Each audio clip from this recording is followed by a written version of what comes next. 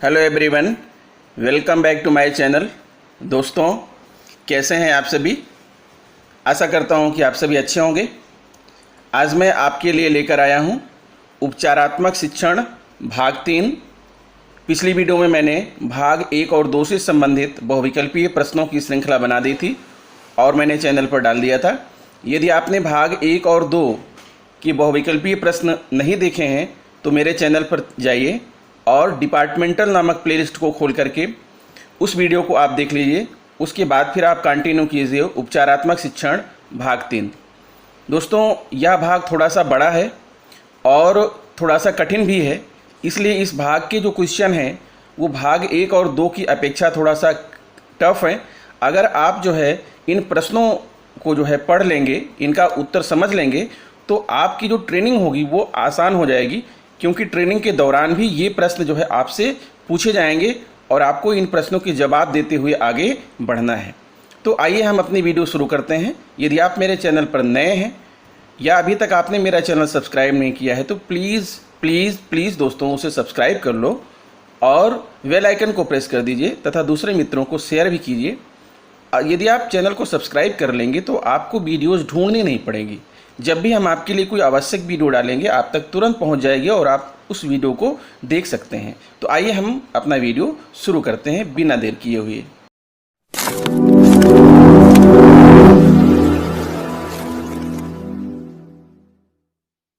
हाँ तो दोस्तों, ये लीजिए, आपके सामने प्रस्तुत है उपचारात्मक शिक्षण भाग 3। देखिए, इसमें एक अध्यापक महोदय बच्चों को कुछ मौखिक गतिविधियां करवा रहे हैं और ये है उपचारात्मक शिक्षण भाग 3 बहुविकल्पीय प्रश्न। अब मैं आपके सामने उन प्रश्नों को ला रहा हूं, आप उन प्रश्नों को देखिए और उनके आंसर सोचिए। देखिए, प्रश्न नंबर 1 आपकी स्क्रीन पर आ चुका है। उपचारात्मक शिक्षण को व्यवस्थित करने की ज़रूरत क्यों होती है? उपचारात्मक शिक्षण को व्यवस्थित करने की ज़रूरत क्यों होती है? व्यवस्थित करने का मतलब क्या है कि उपचारात्मक शिक्षण में जितनी भी चीज़ें हैं, जो प्रक्रियाएं हैं, जो योजनाएं हैं, जो गतिविधियां हैं, जो टीएलएम हैं, उन सारी चीज़ों को व्यवस्थित करने की ज़रूरत होती है। ऐसा क्यों? ऑप्शन 1 है, बच्चों की विकास दर को देख पाएंगे, यानी आप बच्चों की विकास दर को शिक्षक देख पाएंगे। इससे बच्चे कदम दर कदम एक व्यवस्थित तरीके से उन संकल्पनाओं को सीख पाएंगे जहां उन्हें परेशानी आ रही है, या इससे शिक्षक हर संकल्पना को पढ़ाने में लंबा समय ले पाएंगे और इसी संकल्पना पर गहराई से चर्चा कर पाएंगे, या फिर बच्चे मूल संकल्पनाओं से जुड़ी अन्य संकल्पनाओं में संबंध समझ पाएंगे जिनमें वह अटक रहे हैं, या विकल्प 1, 2 और 4 सही हैं।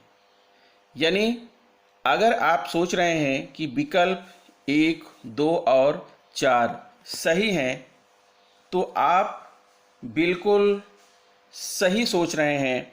इस प्रश्न का उत्तर विकल्प 1, 2 और 4 बिल्कुल सही है। आइए हम आगे बढ़ते हैं और दिखाते हैं आपको क्वेश्चन नंबर 2। देखिए, क्वेश्चन नंबर 2 आपको दिख रहा है, उपचारात्मक शिक्षण को एक ढांचा देने के क्या लाभ हैं? उपचारात्मक शिक्षण को एक ढांचा देने के क्या लाभ हैं? ऑप्शन पहला है पता लगाना कि बच्चे कहाँ अटक रहे हैं, किन संकल्पनाओं को सीखने में परेशानी है, संकल्पनाओं को चुनकर उन पर काम करना, या उपर्युक्त सभी। यदि आप दिए गए सभी विकल्पों को सही मान रहे हैं तो आप बिल्कुल सही सोच रहे हैं। इस प्रश्न का उत्तर है उपर्युक्त सभी। नेक्स्ट क्वेश्चन, क्वेश्चन नंबर 3 आपको दिख रहा है, उपचारात्मक शिक्षण शुरू करने के लिए कौन सी तैयारी करनी होगी? उपचारात्मक शिक्षण शुरू करने के लिए कौन सी तैयारी करनी होगी? पहला है मुश्किल संकल्पनाओं और कौशलों का पता लगाना, दूसरा है शिक्षण सामग्री की व्यवस्था, फिर तीसरा है शिक्षण तकनीकों और गतिविधियों को चुनना, या चौथा है उपर्युक्त सभी। तो सोचिए कौन सा ऑप्शन आपके मन में आ रहा है, कौन सी तैयारी करनी होगी? तो मित्रों, यदि आप विकल्प 4 सोच रहे हैं तो आप बिल्कुल सही हैं। इस प्रश्न का उत्तर होगा विकल्प 4, जो तीनों तैयारियां दी गई हैं, इन तीनों तैयारियों को जो है, इन तीनों ही चीज़ों पर हमें तैयारी करना होगा। नेक्स्ट क्वेश्चन है क्वेश्चन नंबर 4। आप आकलन के दौरान बच्चों को उन अक्षरों से शब्द बनाने के लिए क्यों प्रोत्साहित करेंगे जिन्हें वह पहचान पा रहे हैं? अगर आप बच्चों का आकलन कर रहे हैं और आकलन करने में आपने बच्चों को दे दिया कि कुछ शब्दों को उन्हें पहचानना है, या एकदम सरल सा जो है कुछ 3-4 लाइन आपने लिख दिया और बच्चों को पढ़ने के लिए दे दिया, लेकिन कुछ बच्चे तो पढ़ पा रहे हैं, कुछ बच्चे नहीं पढ़ पा रहे हैं। उनमें से कुछ बच्चे ऐसे हैं जो कुछ शब्दों को पहचान पा रहे हैं और कुछ शब्दों को, अक्षरों को पहचान पा रहे हैं और कुछ अक्षरों को नहीं पहचान पा रहे हैं। तो आपने उन अक्षरों को निकाल लिया जिन अक्षरों को वो बच्चे पहचान पा रहे हैं, और उन्हीं अक्षरों से बच्चों को शब्द बनाने के लिए आप प्रोत्साहित करेंगे। ऐसा क्यों? पता लगाने के लिए कि बच्चे किन शब्दों को पहचान पाते हैं और क्यों पहचान पाते हैं। पता लगाने के लिए कि बच्चों को अर्थपूर्ण तरीके से लेख पढ़ने में कहाँ परेशानी आ रही है, या बच्चों का हौसला बढ़ाने के लिए। सोचिए इन 3 विकल्पों में से आप किसको सही मानेंगे। दोस्तों, अगर आप विकल्प नंबर 2 सही सोच रहे हैं तो ये आपका राइट आंसर है। इसका आंसर होगा विकल्प नंबर 2, पता लगाने के लिए कि बच्चों को अर्थपूर्ण तरीके से लेख पढ़ने में कहाँ परेशानी आ रही है। एक चीज़ और कहना चाहूँगा मित्रों, कहीं ना कहीं जो है वर्तनी एरर हो जाती है गूगल वॉइस की वजह से, इसलिए जब मैं पढ़ता हूँ तो सही दिखता है, उस समय बनाते समय जो है इतनी बारीकियाँ नहीं दिख पाती हैं। पता लगाने के लिए कि यहाँ पर ही लिख गया है। चलिए आगे बढ़ते हैं, नेक्स्ट क्वेश्चन की तरफ बढ़ते हैं। ये छोटी मोटी गलतियाँ हैं, एडिटिंग एरर हैं, इतना आप लोग समझदार हैं। क्वेश्चन नंबर 5 है, अगर आप अपने साथी मित्रों को समझाना चाहते हैं तो आप नैदानिक आकलन की क्या क्या विशेषताएं बताकर उन्हें समझाएंगे? यह आकलन जरूरी है। यदि आप अपने साथी शिक्षकों को या अपने जो है अधीनस्थ शिक्षकों को ये समझाना चाहते हैं कि नैदानिक आकलन क्या है, उसकी क्या विशेषता हैं, तो उन्हें क्या कहकर समझाएंगे, क्या बताकर समझाएंगे? ऑप्शन ए, इससे पहचान सकते हैं कि बच्चों को कौन सी संकल्पनाएं सीखने में मुश्किल हो रही है। ऑप्शन 2 है, इससे पता लगाना आसान है कि बच्चों को कौन से विषय में उपचारात्मक शिक्षण की ज़रूरत है, या इससे पता लगा सकते हैं कि उपचारात्मक शिक्षण की शुरुआत कहाँ से की जाए, या फिर इससे पता चलता है कि बच्चों को शुरुआती स्तर पर कौन सी संकल्पनाओं की समझ थी और उपचारात्मक शिक्षण के दौरान उनमें विकास हुआ या नहीं। तो आप सोचिए कि अगर आप अपने साथी शिक्षकों को नैदानिक आकलन के बारे में बता रहे हैं तो क्या बताकर उन्हें समझाएंगे। अगर आप विकल्प नंबर लास्ट यानी उपर्युक्त सभी सोच रहे हैं तो ये ही आपका राइट आंसर है। ऊपर जो चारों बातें लिखी गई हैं, ये चारों बातें जो है बताकर समझाना होगा। चलिए नेक्स्ट क्वेश्चन देखिए, क्वेश्चन नंबर 6 है, रचनात्मक और नैदानिक आकलन में क्या फ़र्क है? रचनात्मक और नैदानिक आकलन में क्या फ़र्क है? मित्रों, अभी तक जो मॉड्यूल्स हम लोगों ने पढ़े थे वहाँ पर रचनात्मक आकलन की बात तो आई थी, ठीक है, वहाँ पर आपने अच्छे से इसको जो है देखा भी था। समेटिव असेसमेंट और फॉर्मेटिव असेसमेंट 2 दिया हुआ है, लेकिन नैदानिक आकलन नहीं था। ये नया टर्म है, इसको देख लीजिए। रचनात्मक और नैदानिक आकलन में क्या फ़र्क है, और इस ट्रेनिंग में आपको नैदानिक आकलन के विषय में फोकस भी किया गया है। तो चलिए इसमें अंतर देखिए। रचनात्मक और नैदानिक आकलन में कोई फ़र्क नहीं है, यह एक दूसरे से अलग हैं, क्योंकि नैदानिक आकलन सिर्फ कमज़ोर बच्चों के साथ किया जाता है और रचनात्मक आकलन सभी बच्चों के साथ। अगला ऑप्शन है, यह आकलन एक दूसरे से अलग हैं क्योंकि रचनात्मक आकलन का उद्देश्य यह जानना होता है कि बच्चों ने क्या सीखा, और नैदानिक आकलन का उद्देश्य यह जानना होता है कि बच्चे क्या नहीं सीख पाए और क्यों। अब बताइए इसमें से सही आंसर आप किसको मान रहे हैं? इस प्रश्न का जो राइट आंसर है वो ऑप्शन 3 सही है। यह आकलन एक दूसरे से अलग है क्योंकि रचनात्मक आकलन का उद्देश्य यह जानना होता है कि बच्चों ने क्या सीखा, और नैदानिक आकलन का उद्देश्य यह जानना होता है कि बच्चे क्या नहीं सीख पाए और क्यों। फिर नेक्स्ट क्वेश्चन है क्वेश्चन नंबर 7, आपकी स्क्रीन पर दिख रहा है। गुणा का कार्यपत्रक बनाते समय किस प्रकार के प्रश्नों को शामिल करना चाहिए? अगर आप बच्चों के लिए गुणा का कार्यपत्रक या प्रश्नावली बना रहे हैं तो किस प्रकार के उसमें प्रश्न शामिल करेंगे? आकृतियों में गुणा, स्थान मान, चित्र आधारित गुणा, इबारती सवाल, जमा गुणा में संबंध, गुणा के पैटर्न, उपर्युक्त सभी। तो ध्यान से देख लीजिए, इस प्रश्न का राइट आंसर है उपर्युक्त सभी। गुणा का कार्यपत्रक बनाते समय जितने भी यहाँ पर दिए गए हैं इन सभी प्रश्नों को शामिल करेंगे, सभी जो है चीज़ों से रिलेटेड प्रश्नों को यहाँ पर शामिल करेंगे। अब देखिए, एक नमूना है आपके सामने, किसी शिक्षक ने एक कार्यपत्रक बनाया है। इस नमूने को आप ध्यान से देख लीजिए। पहला नमूना है, नीचे दिए गए सवालों को हल करें। ये कक्षा 3 के बच्चों के लिए एक प्रश्न पत्र एक शिक्षक ने तैयार किया है। इन नमूनों को आप देख लीजिए। 2 × 9, 9 × 9, 98 × 8 बराबर 101 × 0 बराबर 0 × 10 बराबर, यानी ये दिया गया है। अब जो है आपको इस प्रश्न का जवाब देना है। प्रश्न संख्या 8, उसी आकलन के आधार पर, उसी गुणा के जो प्रश्न थे उसी के आधार पर, क्या इस प्रश्न पत्र की मदद से गुणा की संकल्पना से जुड़ी बच्चों की पूरी समझ की जांच की जा सकती है? सोचिए और बताइए, हाँ और नहीं में जवाब देना है। आपने देख लिया कि क्या जो है पैटर्न था, ठीक है, नमूना क्या था, एक ही प्रकार के सवाल उसमें दिए गए थे और प्रश्न कह रहा है कि क्या इस प्रश्न पत्र की मदद से गुणा की संकल्पना से जुड़ी बच्चों की पूरी समझ की जांच की जा सकती है? तो सीधा सा इस प्रश्न का उत्तर होगा मित्रों, नहीं। इसका विकल्प दूसरा सही है।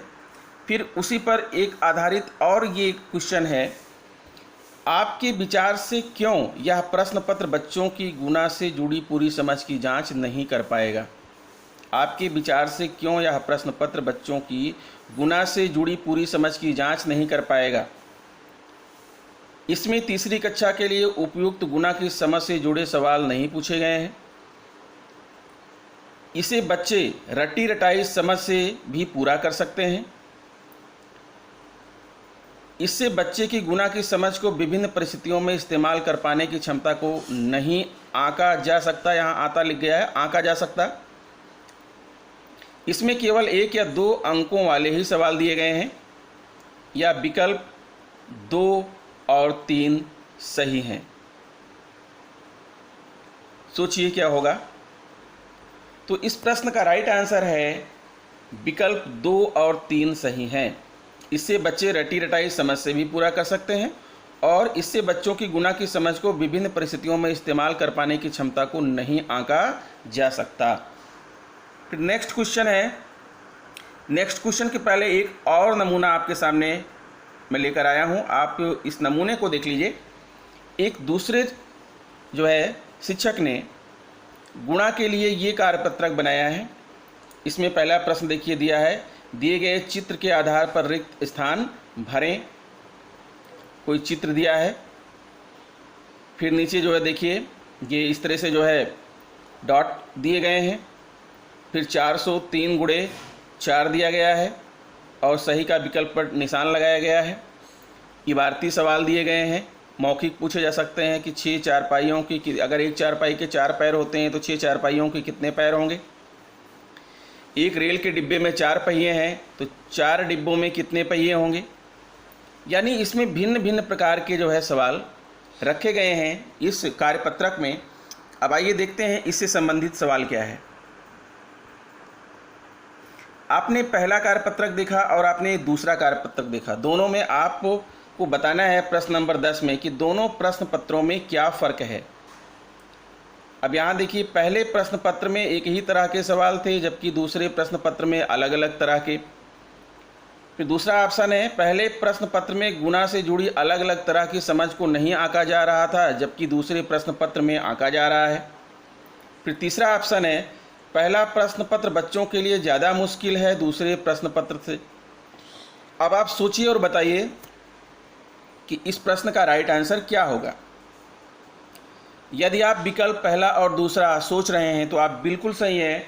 इस प्रश्न पत्र का जो है, इस प्रश्न का जो राइट आंसर है विकल्प 1 और 2 दोनों सही हैं।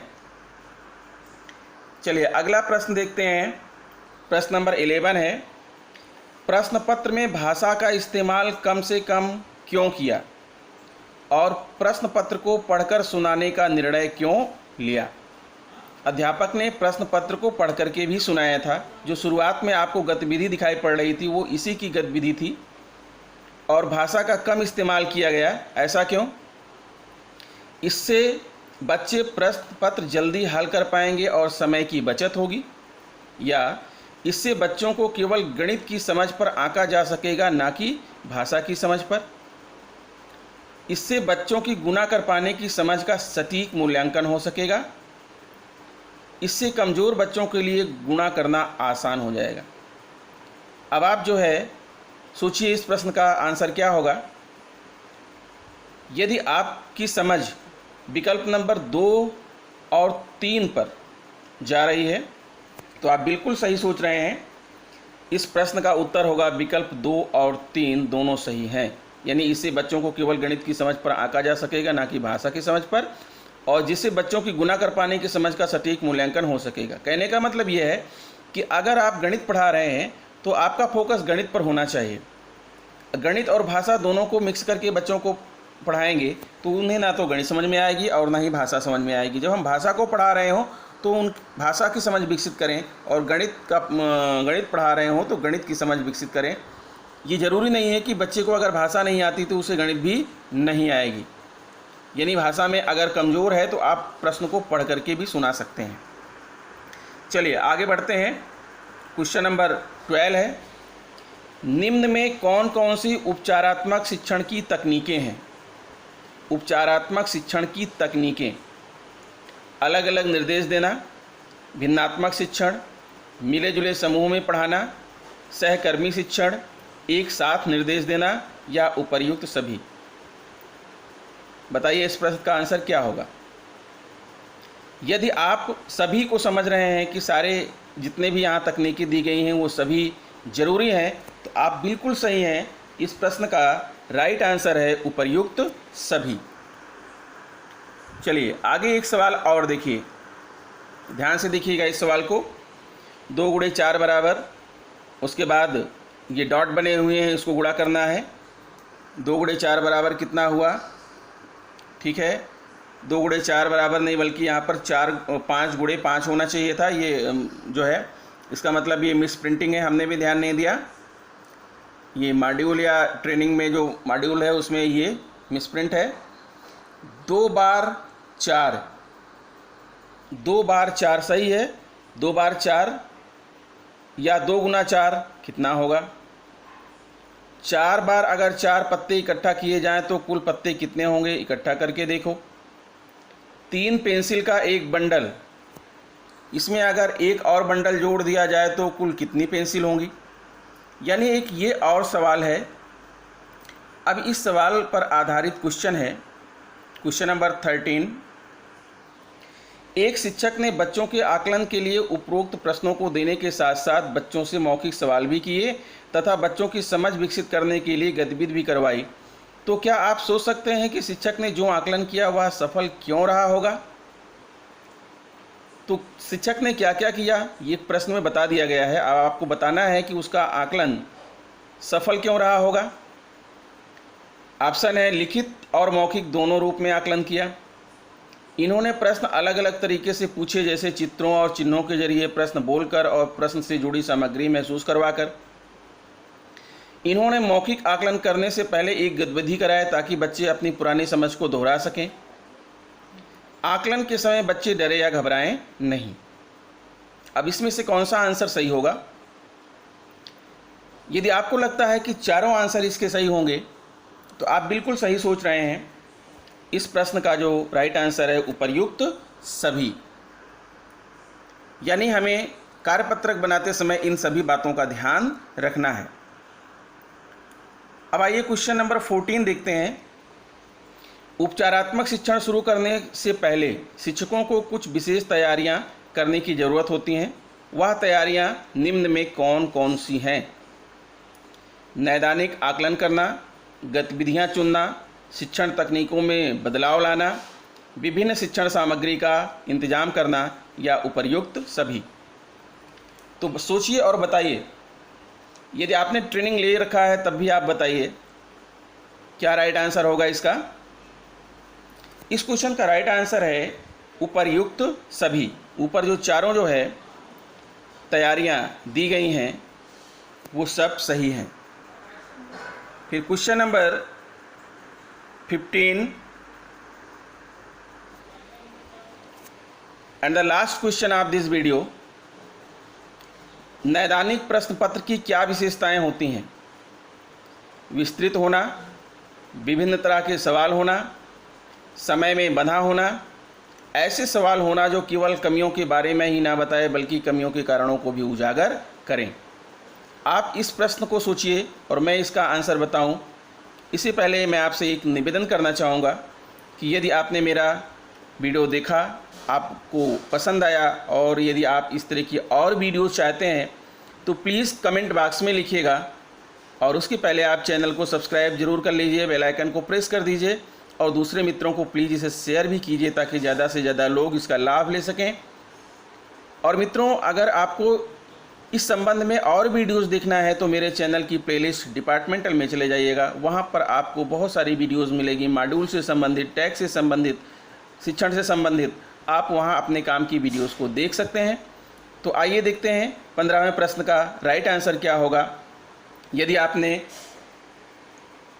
चारों जो विकल्प ऊपर दिए गए हैं चारों आपको सही लग रहे हैं तो इसका मतलब है कि यू आर राइट।